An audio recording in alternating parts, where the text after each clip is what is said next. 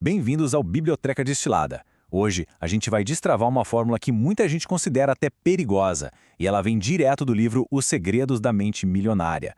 Então se prepara, porque o que está prestes a ser revelado aqui pode, literalmente, reprogramar tudo o que se acreditava saber sobre dinheiro. Vamos começar. Essa é a pergunta de $1 milhão, né? Por que será que num mundo com tanta oportunidade, a esmagadora maioria das pessoas passa a vida correndo atrás da grana, enquanto uma pequena minoria parece que atrai dinheiro como se fosse um imã? A resposta, olha, não está na economia, não está na sorte, é uma coisa muito mais interna. E aqui está a grande virada de chave. O que de fato separa alguém da fortuna que deseja não é um obstáculo externo. É um programa, sabe, um software mental que fica rodando 24 horas por dia, lá no subconsciente, e que dita cada resultado financeiro. E o nosso objetivo hoje é bem simples. A gente vai hackear esse programa. Ok, vamos mergulhar nisso. Imagina que dentro da nossa mente existe um tipo de termostato financeiro. É igualzinho ao termostato de um ar-condicionado, que a gente programa para, 22 graus. Se a sala esquenta demais, ele liga para esfriar. Se esfria demais, ele desliga para esquentar. Com o nosso dinheiro, acontece a mesmíssima coisa. Esse termostato é o que o autor, o T. Harv Eker, chama de modelo de dinheiro. Pensa nele como se fosse a planta baixa de uma casa. Ninguém em sã consciência começa a construir um prédio sem ter uma planta, certo? Do mesmo jeito, a nossa vida financeira é só a construção que segue essa planta mental. É um combo de pensamentos, emoções e hábitos sobre dinheiro que opera no piloto automático. E como é que essa programação toda funciona na vida real? A fórmula é surpreendentemente simples e direta. Olha só, os nossos pensamentos, eles geram sentimentos. Os nossos sentimentos guiam as nossas ações e são as nossas ações que, no fim das contas, criam os nossos resultados. O saldo na conta bancária é só a pontinha do iceberg, é a consequência final. O jogo de verdade acontece muito antes, aqui dentro da mente. É exatamente o que a citação diz. É por isso que a gente vê aquelas histórias malucas de ganhadores de loteria que têm um termostato programado para a escassez e que em pouco tempo, perdem tudo. O sistema interno se auto-sabota para voltar para a temperatura que ele conhece. E o contrário também é verdade.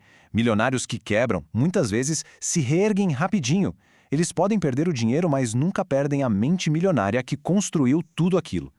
Certo, mas se todo mundo tem esse programa rodando, quem foi que instalou ele? De onde isso veio? A resposta leva a gente para uma viagem no tempo, direto para a nossa infância. Aquela fase em que a nossa mente era como uma esponja, totalmente aberta, absorvendo tudo ao redor. Basicamente, fomos condicionados de 3 formas principais. Primeiro, pela programação verbal. Tudo que a gente ouvia sobre dinheiro. Saber aquelas frases clássicas, dinheiro é sujo, ricos não vão para o céu, a gente não tem dinheiro para isso. Segundo, pelos exemplos. Como é que os nossos pais ou as figuras de autoridade lidavam com o dinheiro? Eram gastadores, pão duros, investidores? E terceiro, por episódios específicos. Alguma experiência de forte impacto emocional, seja boa ou ruim, que envolveu o dinheiro e ficou gravada a ferro e fogo na nossa mente. Para ilustrar como a gente repete esses padrões sem nem pensar, o autor conta uma história ótima. É sobre uma mulher que sempre cortava as pontas do pernil antes de assar. Um dia o marido dela, curioso, perguntou o porquê. Ela respondeu, não sei, minha mãe sempre fez assim. Foram então perguntar para a mãe, que deu a mesmíssima resposta. Aprendi com a minha mãe. Intrigados, eles foram até a avó e fizeram a pergunta final. Vó, por que a senhora cortava as pontas do pernil? E a avó, muito tranquila, respondeu, ora, meu filho, porque a minha panela era pequena. A pergunta que fica é, quantos de nós estamos cortando as pontas do nosso pernil financeiro só porque a panela dos nossos pais era pequena? E aí a gente chega no ponto crucial. Se a programação antiga está gerando resultados que não agradam, só existe uma saída: instalar um novo sistema operacional. Chegou a hora de deletar os arquivos de pobreza e instalar de forma consciente os arquivos de riqueza. E esses arquivos são os 17 modos de pensar e agir que diferenciam os ricos das outras pessoas. Vamos dar uma olhada em alguns dos mais poderosos. Esse aqui é o fundamento de tudo. A mentalidade pobre se coloca no papel de vítima. A culpa é do governo, da economia, do chefe. Sempre tem uma desculpa e, claro, muita reclamação. Já a mente milionária assume 100% da autorresponsabilidade. Ela entende que está no comando do próprio destino financeiro. Se o barco está indo na direção errada, ela pega o leme e muda o curso. Simples assim. Não existem vítimas ricas. As pessoas com mentalidade de escassez geralmente buscam a tal da segurança de um salário fixo. Elas trocam tempo por dinheiro. O problema? O tempo é finito, logo, a renda também vai ser finita. Pessoas de mente milionária, por outro lado, preferem ser remuneradas com base nos resultados. Elas abrem o próprio negócio, trabalham com comissão, buscam participação nos lucros. Elas não querem um teto para os seus ganhos, porque acreditam na própria capacidade de gerar valor. Olha só que sacada genial. O segredo do sucesso não é ter uma vida sem problemas. O segredo é ser maior do que os problemas. A mentalidade pobre se encolhe, foge, se desespera diante de um desafio. A mente milionária encara o desafio como uma chance de crescer. A riqueza de uma pessoa só cresce até o limite em que ela mesma cresce. O foco não é ter problemas menores, é se tornar uma pessoa maior. A mentalidade da escassez vive no mundo de ou.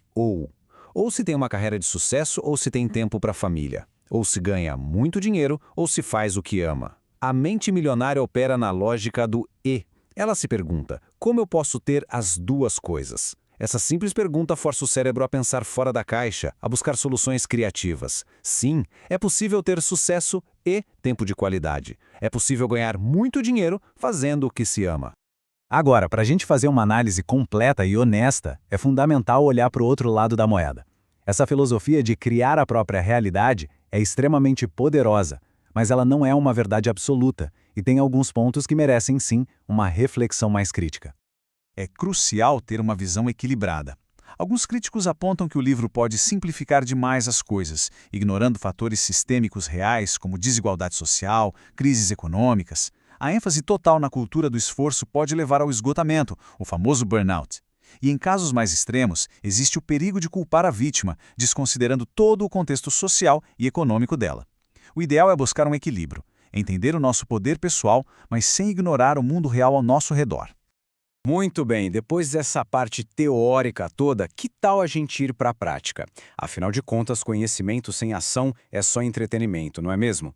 Para quem quer realmente começar a ajustar o próprio termostato financeiro, aqui vai um microexperimento que o próprio livro propõe. O desafio é o seguinte, é o teste do restaurante. Vá a um lugar um pouquinho mais chique do que o de costume. Olhe o cardápio e escolha o prato que te der mais água na boca, sem espiar a coluna do preço. Se a grana estiver curta, não tem problema. Divida o prato com alguém, mas não abra mão de pedir exatamente aquilo que o coração desejou. E o mais importante de tudo, observe os próprios sentimentos. O que surge aí dentro? Culpa, ansiedade ou um sentimento gostoso de merecimento? Esse exercício é um diagnóstico poderoso do nosso modelo de dinheiro atual. E assim a gente chega ao fim de mais uma destilação. A grande mensagem do livro, no fundo, não é sobre finanças, é sobre psicologia. O jogo da riqueza é um jogo interno. Então a pergunta final que fica é: qual é aquela crença invisível, aquele corte do pernil que pode estar limitando os resultados hoje? Tomar consciência é sempre o primeiro passo para transformar. Compartilhe aqui nos comentários qual você acha que é a sua maior crença limitante sobre dinheiro. Vamos aprender juntos. Valeu e até a próxima!